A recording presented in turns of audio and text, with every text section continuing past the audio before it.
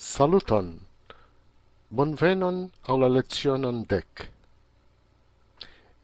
Espereble vi jam reviziis la antaŭajn lecionojn.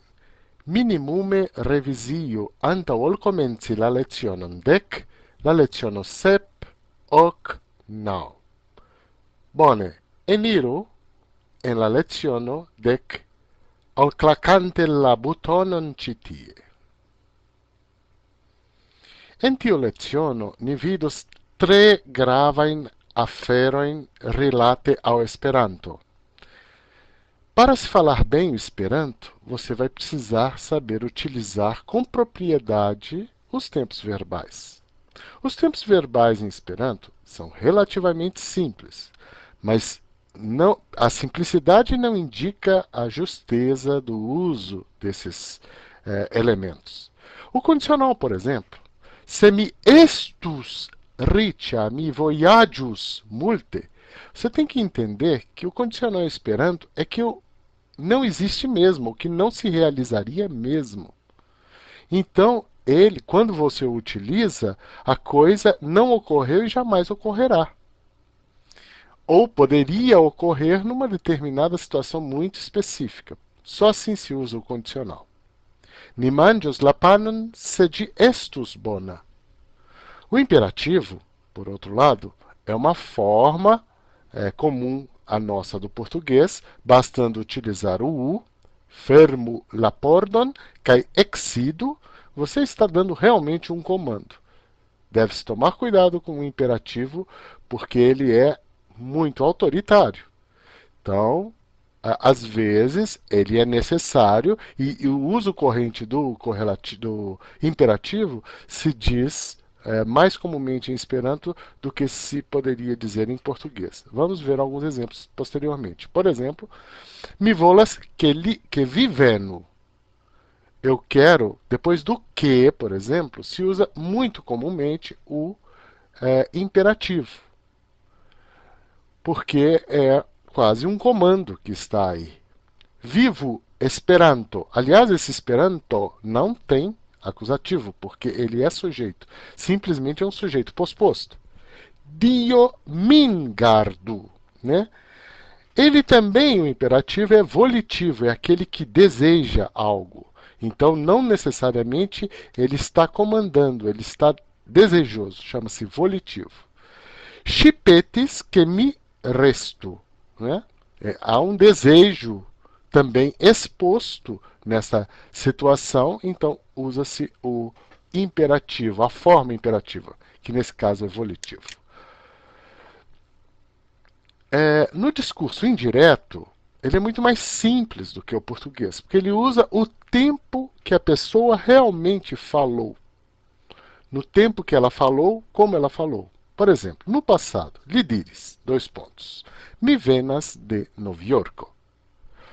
Agora, se você quiser dizer isso numa frase completa, né, já com a conjunção necessária que, li diris que li venas de Novo Iorco. Em português você coloca isso num outro tempo verbal, mas em Esperanto não. Ŝi diris, mi vojaĝos al Parizo. Ŝi diris que ŝi vojaĝos ao Parizo. Então, o Esperanto é muito mais simples, muito mais direto. O modo imperativo se refere normalmente à segunda pessoa e não é necessário usar o pronome. Por exemplo, dormo, trinco. Porém, quando tratasse da primeira e terceira pessoa, usa-se o devido pronome. Que ni dormo. Que ili iru antaŭen. Que ili dormo. Né?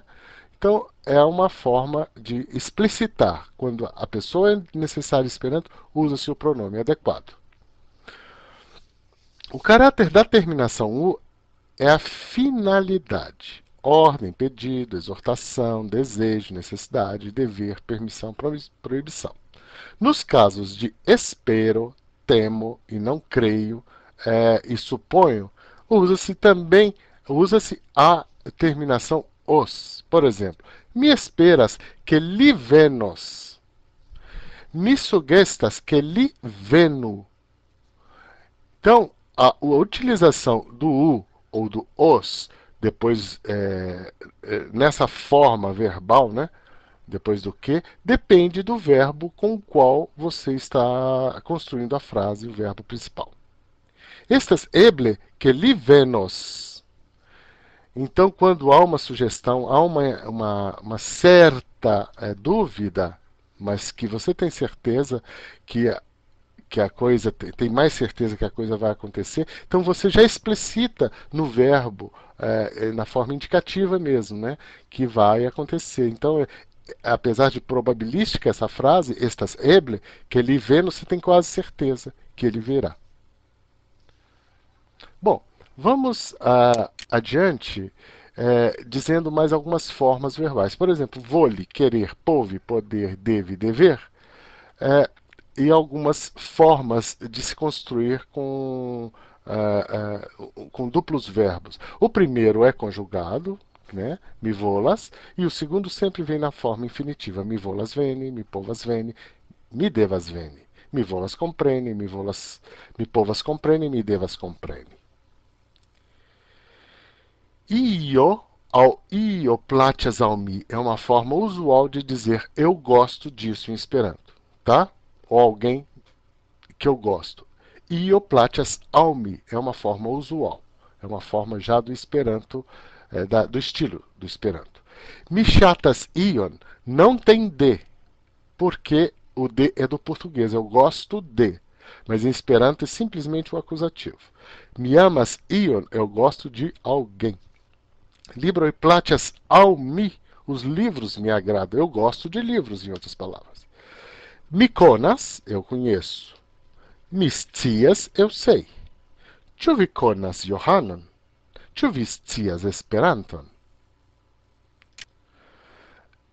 Bom, em Esperanto, os particípios são bem diferentes do português. Se a gente aqui fosse traduzir ou explicitar a forma portuguesa, é muito mais complicado. Tem que se entender isso em Esperanto mesmo. O ant é a voz passiva presente. Desculpa, a voz ativa presente. O at é a voz passiva. O int é a voz ativa passado. O it é a voz passiva passado. O ont e o ot são as formas futuras, ativa e passiva. Muito bem. Mi estas leganta, mi estas leginta, mi estas legonta. Eu estou lendo, eu acabo de ler e eu estou para ler. E no passado, né, o livro está sendo lido, la libro estas legata, na voz passiva, la libro estas legita, acabei de ler, la libro estas legota. Olha que o verbo aqui, estas, ele marca o presente contínuo, é uma coisa que é em referencial ao tempo presente em que eu estou vivendo agora. Mi legas la libron. La libro estas legata de mi. Então, isso significa que é uma coisa que o tempo verbal é marcado aqui. E a ação antes desse tempo, no caso presente, legata, se fosse no passado, legita e legota. O de é extremamente importante que lembrem disso. É o agente da passiva em Esperanto, é de. La leganto havas bonan voĉon, sed l'antaŭa leginto havis pli bonan. Então, olha, leganto e leginto são formas já substantivadas desses particípios. Mi opinias, tamen, que la legonto, quer dizer, eu já estou falando de um leitor no futuro. Olha que a palavra leitor ela aparece em 3 formas, coisa bem típica do Esperanto.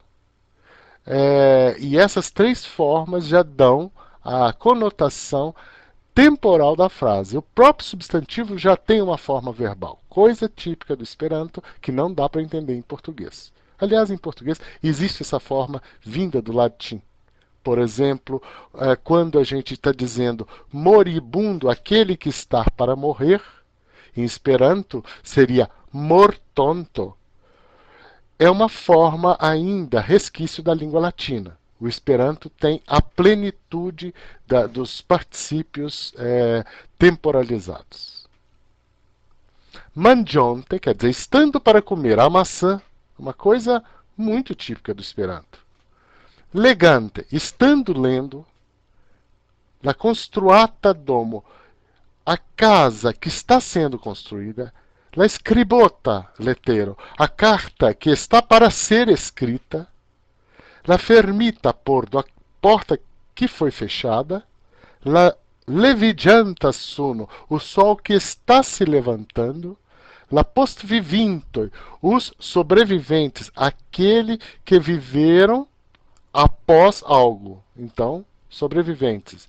Curanta, monato, o mês corrente. Paganta, membro, aqueles membros que estão em dia, kits. Nós temos também essas formas mais explicitadas aqui.